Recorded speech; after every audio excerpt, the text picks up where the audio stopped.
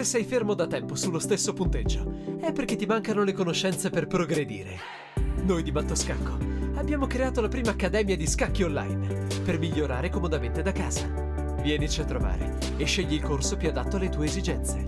academy.mattoscacco.com. Carissimi amici di Mattoscacco, bentornati e ben ritrovati, sempre qui con noi cercando di commentare giorno dopo giorno, turno dopo turno, questo nuovo ed emozionante campionato mondiale. Si gioca ad Astana e in questo momento l'attuale campione del mondo sarebbe Ian Nepomniachtchi, che sta conducendo con 6 punti contro il suo avversario Ding Liren. Se il torneo finisse oggi avremmo già un nuovo campione mondiale, ma mancano ancora diverse partite. Faccio un piccolo riepilogo prima di vedere il risultato di oggi e la partita odierna, e come vediamo questo punto di vantaggio, quindi questo 6-5, è maturato dal fatto che l'unico giocatore che attualmente è riuscito a vincere con i pezzi neri è stato il giocatore russo. Vi ricordate quella partita dove alla mossa numero 4 il cinese ha provato una mossa strana quale H3? Se non vi ricordate vi consiglio, vi rimando al video commentato proprio qui sul canale. Nella parte centrale dell'evento è successo qualcosa, perché una vittoria per parte ha reso tutto molto emozionante da seguire. Quindi come vedete Ding Liren pareggia al quarto turno, poi vittoria da una parte e dall'altra, per poi raggiungere l'ultima parte, quindi questa parte odierna dove si inanellano un po' di pareggi.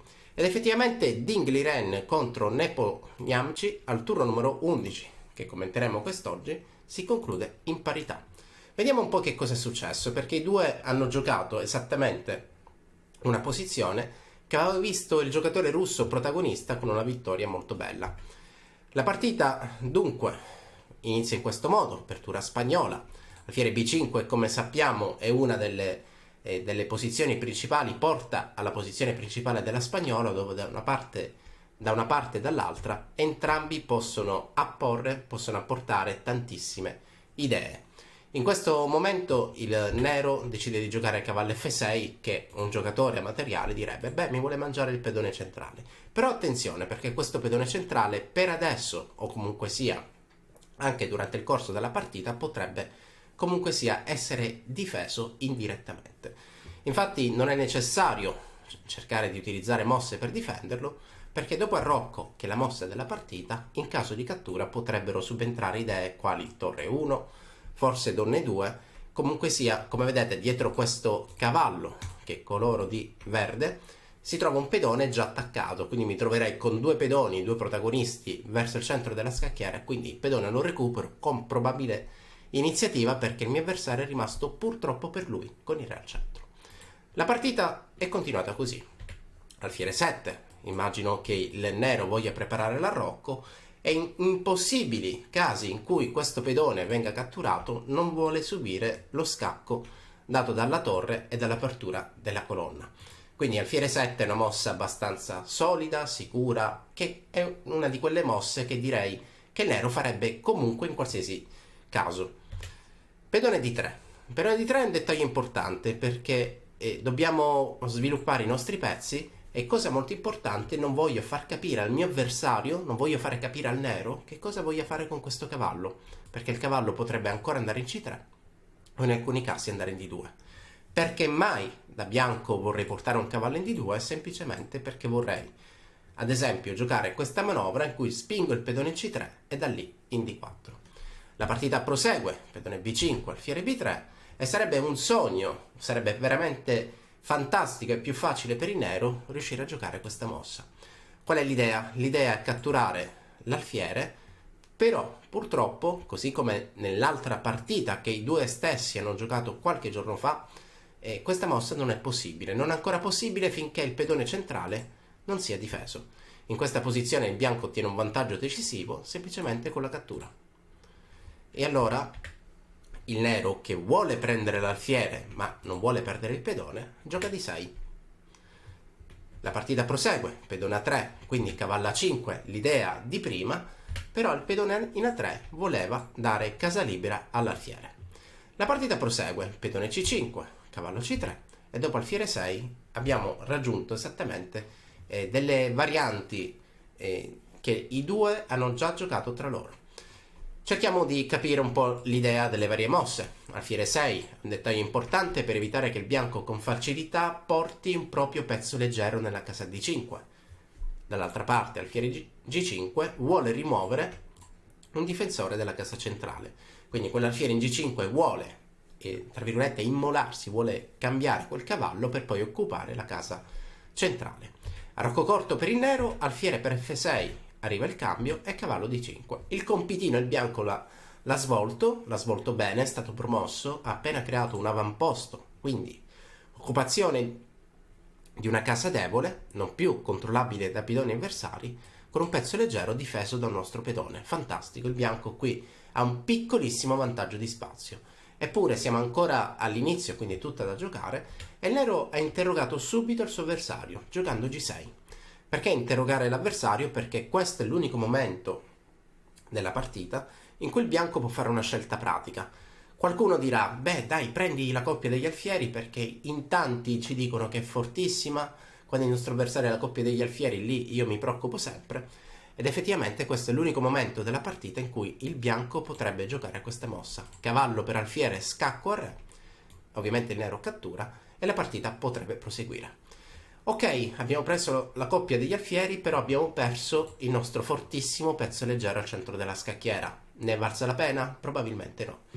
Infatti in partita il bianco ha deciso di giocare con donna di 2, in alcuni casi saltando in H6. Non è da escludere che adesso cavallo per F6 possa essere un'idea, perché se la donna riuscisse a saltare qui in H6, con l'aiuto del cavallo potrebbe creare fastidi lì nella zona del proprio re, nella zona dell'arrocco. Alfiere G7, controllando le case nere, e cavallo G5. La partita prosegue, C4 sulla scacchiera. Qual è l'idea? L'idea è ovviamente quella di creare un piccolo squilibrio. Dal punto di vista pratico voglio chiudere quest'alfiere che è abbastanza forte perché punta il mio arrocco, quindi limitare i pezzi avversari che possono direttamente o indirettamente dare fastidio al proprio re è chiaramente qualcosa di utile che vi migliora la posizione. Il bianco ci ripensa e dice ok, adesso la coppia degli alfieri te la prendo, cavallo per E6, pedone per E6 e torno indietro. Cosa voleva fare il bianco? Perché il nero è disposto a giocare con questa struttura.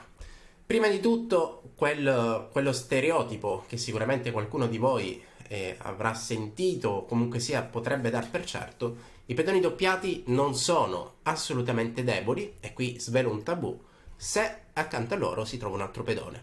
Come vedete questi pedoni sono abbastanza forti perché controllano tante case e sono ancora più forti se devono giocare contro un cavallo. Bene, se lo sapevate, ottimo, se non lo sapevate prendete nota perché molte volte per questo fantasma dei pedoni doppiati ci perdiamo delle opportunità.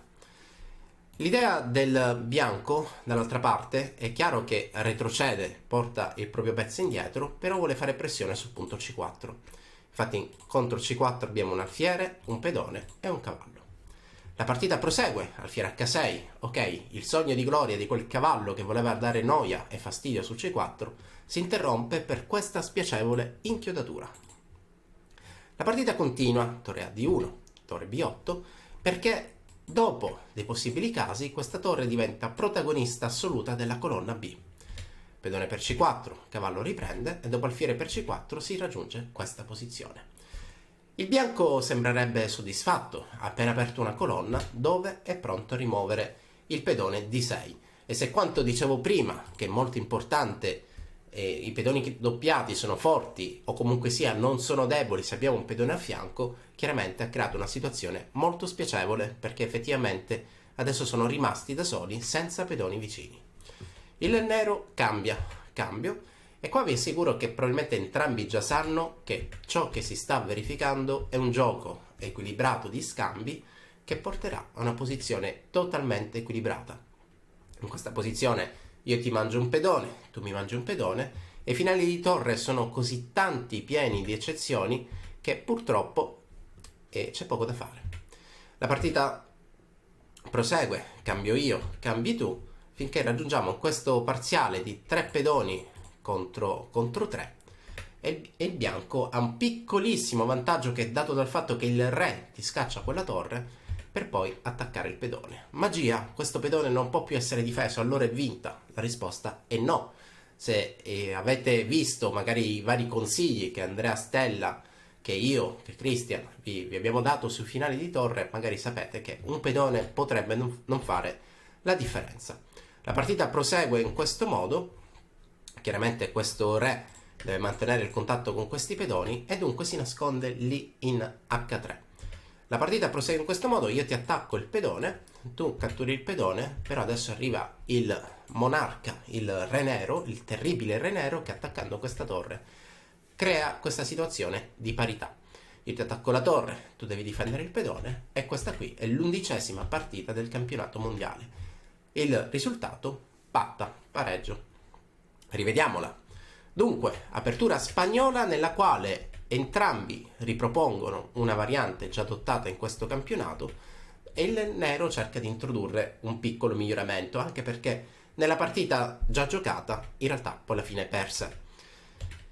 La strategia del bianco, l'occupazione della fortissima e temibile casa di 5 e così avviene. Arriva il pedone G6 cercando di evitare di perdere la coppia degli alfieri, ma dopo questa cavallo G5 in realtà il gioco è abbastanza equilibrato.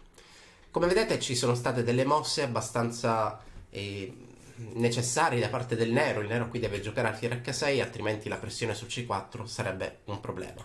Ed effettivamente dopo questa sequenza di mosse si va proprio verso una serie di cambi e di scambi che il bianco e il nero non possono evitare.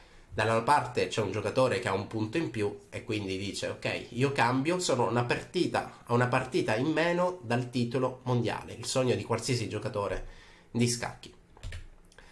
Dall'altra parte c'è chi ci prova, però consapevole che purtroppo non può far nulla. E infatti dopo tutte queste semplificazioni si raggiunge questa posizione di cui purtroppo un pedone non è un pedone.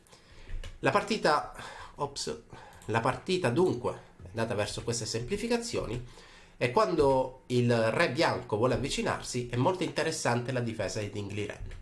Il re del bianco non può allontanarsi dalla difesa di questi pedoni, quindi io ti attacco, tu ti allontani, io ti attacco, tu ti allontani, ma ti attacco i pedoni e a questo punto ti costringo, per non ripetere la posizione, a rifugiarti lì in H3.